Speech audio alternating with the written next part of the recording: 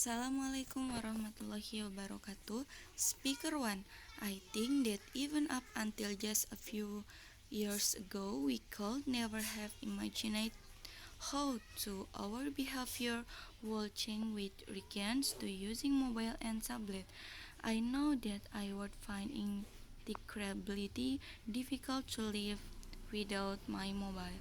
I'm constantly looking at my phone to see if I have got any message or update, and I checking my apps to see what's new.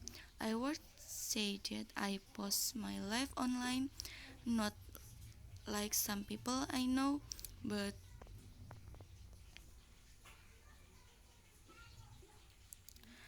maybe haven't seen for years, like old school friend, and check out photo of what they look like now. Hahaha. Speaker 2. In a way, I think it's quite funny that we're always worrying about teenager and young people become upset with online communication.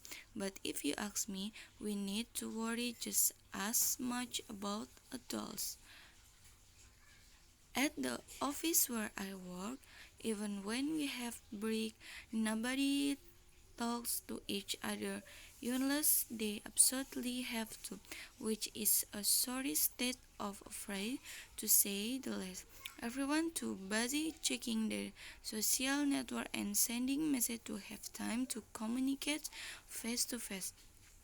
People spend their lifetime glued to their screen or barely glance up for their phone. Even even during meeting, people cannot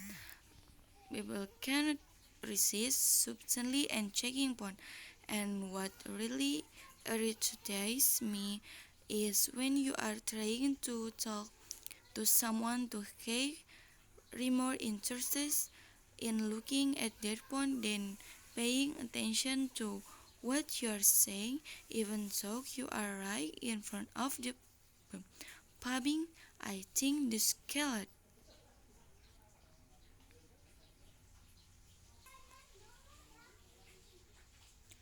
Speaker 3. I was listening to this discussion on the radio then other day talking about online communication, and they were talking about FOMO, or what was it? Fear of missing out, which apparently is kind of modern day psychological syndrome which were effective because our obsession with online communication. Basically, they were saying that the reason why the people feel that they have to be connected 24/7 and communicate everything they doing and keep up with everything that other people we know are doing is down to this fear of missing out. We're worried that everyone is having more fun than us, or doing something more exciting than us. They also cite that because we're spending more time communicating in the online world, we're losing the ability to enjoy present.